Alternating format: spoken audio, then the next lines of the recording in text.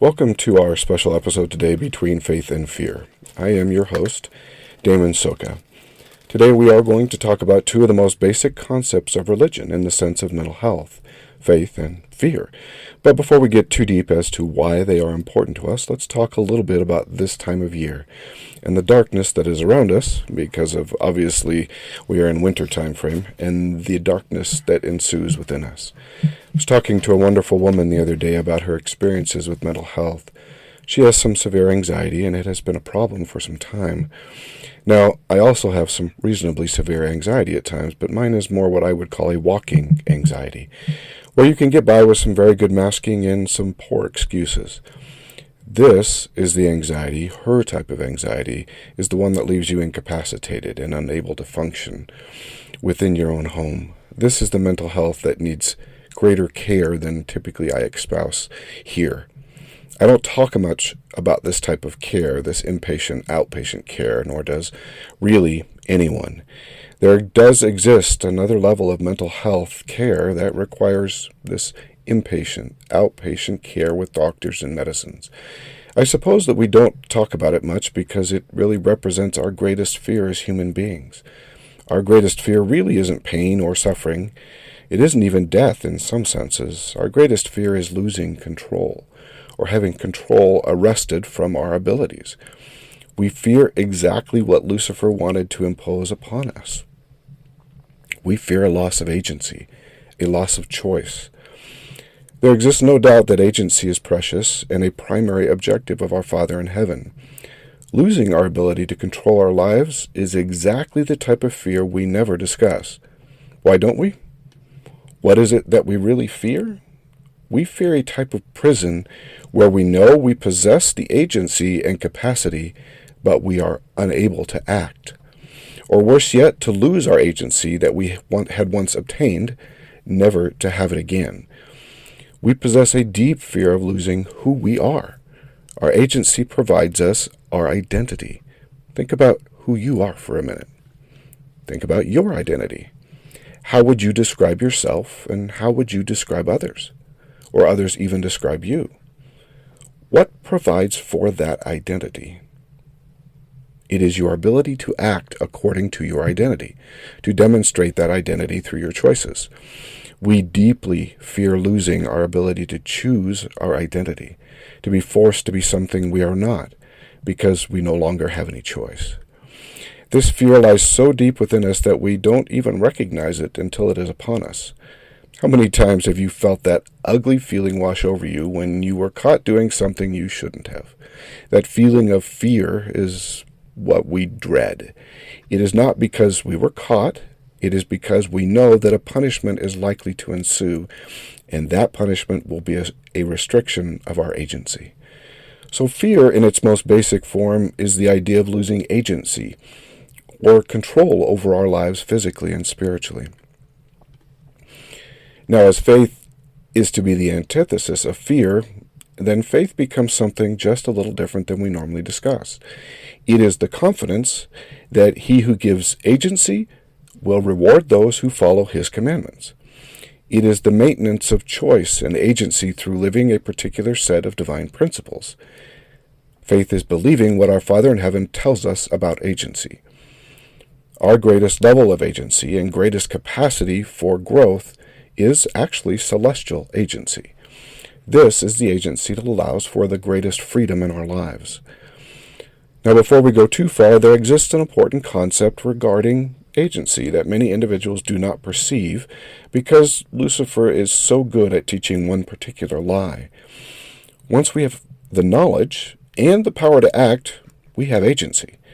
Agency has a little bit of a language problem in our English language, and I assume that it's true in other languages. We define agency as freedom to choose, and we tend to leave it there. Unfortunately, this causes two camps to exist in this world who both define agency as the freedom to choose, but in different ways. The first, let's call them social camp, says that agency is the freedom to choose, never mind the consequence. The second camp says agency is more than just a choice, because every choice has a consequence. You are not simply making a choice, you are choosing a consequence. One side defines freedom as the ability to make a choice, and the other the ability to choose the outcome. I realize that this sounds a little nuanced, so let's take a real-world example of this principle that is likely to highlight what I'm discussing. And let's take one that's in the news, the law of chastity. As knowledge, now let's take the law of chastity as knowledge and that it defines appropriate and inappropriate actions. That's just where we're going to start. The law that we will use is that of the Church of Jesus Christ, which states that intimate relationships are to exist only between a man and a woman who have been legally married. Now that's a fairly clear rule, at least for the discussion. Now the first camp, as we discussed it, focuses on the freedom to have an intimate relationship. The second camp focuses on the consequences of that intimate relationship. If you really pin down the first camp, they're going to tell you that they understand that there are consequences, but consequences are spelled out by God in this particular case, ignoring the real social case for chastity. So it depends upon what you believe, or if you believe that there will be consequences. Doubting entirely any consequences also within the realm of possibilities. This is oftentimes the atheist or agnostic. If you doubt the consequences or assume in some way that they will never be fully inflicted, then you will easily focus on the freedom of choice. If you have a solid understanding and a testimony of chastity as spelled out by the Church and the Lord, then your focus is likely to be far more focused on the consequences of disobedience and the blessings of obedience rather than the choice itself. So, putting all this together, hopefully in some kind of an intelligent way, fear is really in essence the emotion we feel when we begin to lose control of our agency, or it is going to be taken from us or is taken from us. Fear is also ever wondering if those divine rules apply to us. And if they do, what does that mean for my agency?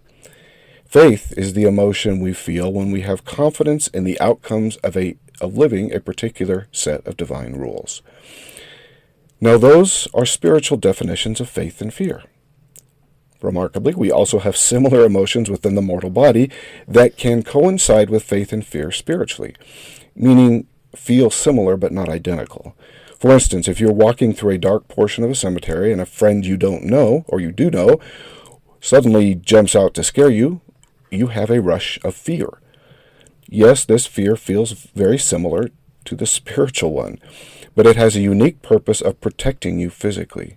It is a survival instinct meant to help us on earth and in mortality to keep our bodies safe from injury and pain. What I find so interesting is that both types of fear have almost identical feelings in the brain and body, often so similar that we cannot tell one apart from the other. Breaking a commandment you have accepted as true your entire life can feel eerily similar to someone jumping out in front of you. The fear of dread suddenly overwhelms you. Although, in the physical sense, the dread sensation normally lasts only a short time frame for mortal consequences.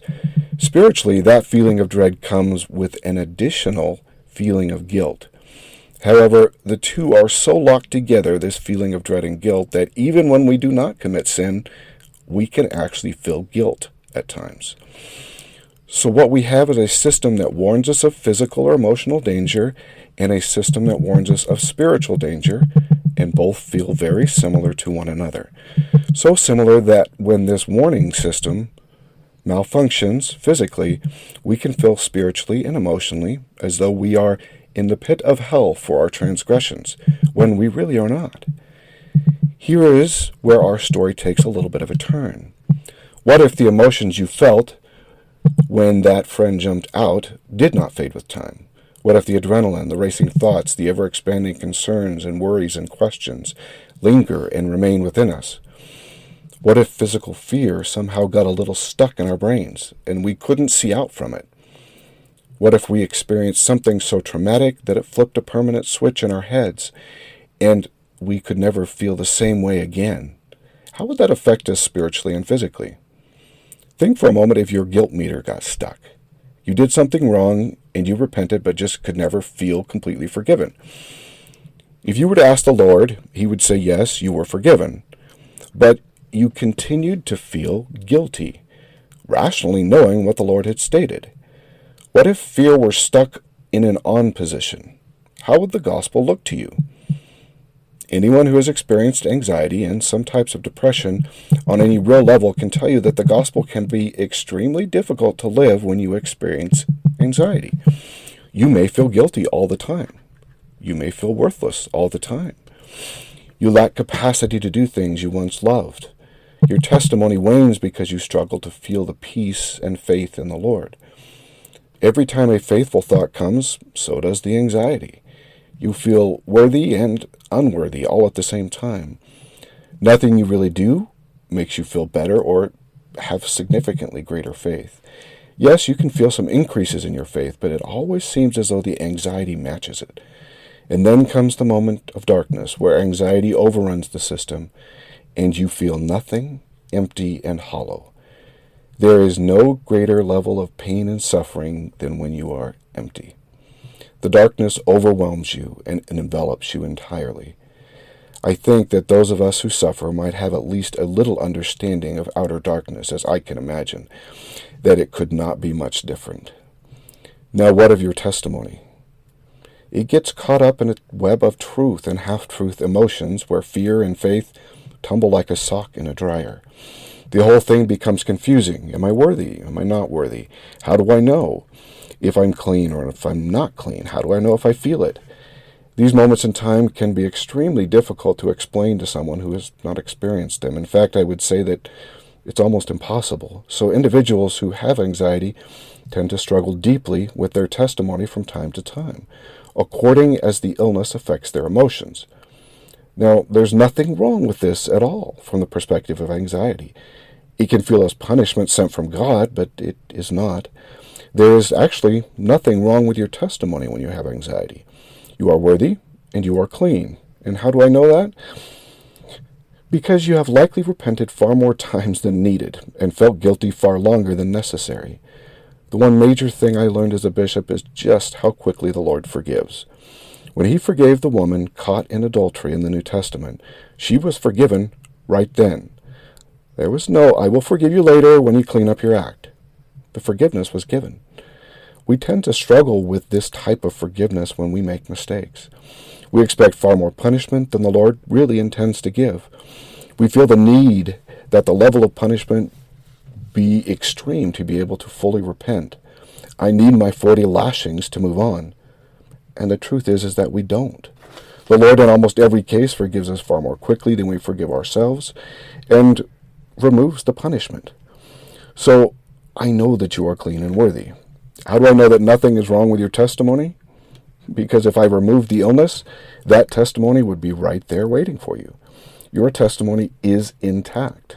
Everything you once knew to be true is still true. The anxiety covering, the depression covering, is just too strong at times for us to see that burning testimony. That darkness can become a little bit thick for the light of our testimony.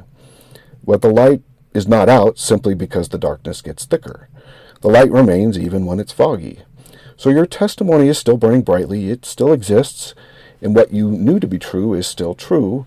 You're just struggling to see it. So what does all this mean? It means that sometimes you are going to feel fear when you have faith. Sometimes your testimony may be a little dim to others as you work through emotional difficulties. Some days are just going to be dark, but some days are going to be light.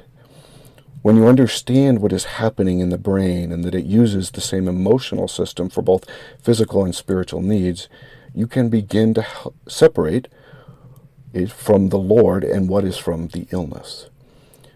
Will you still get it wrong from time to time? Oh yeah, absolutely. I still do once in a while. But you will get it right sometimes. And that is a blessing. So it is important to remember that fear and faith have far more to do with our agency and our ability to act and the punishment or blessing associated with that action. When we feel a loss of faith in ourselves, we should rationally take a look at our current environment and our daily spiritual needs. Are we meeting our needs with prayer, scriptures, and whatever else spiritually we need that day, whether it's a temple attendance? If we are doing what we should and our environment has not changed to the negative in a serious way, then the answer is that anxiety has a hold of our emotional state. This can be actually somewhat calming to our soul to know this, although it doesn't necessarily remove the anxiety. But once we know, then many feelings and emotions can be at times discarded as false, as we learn to do so.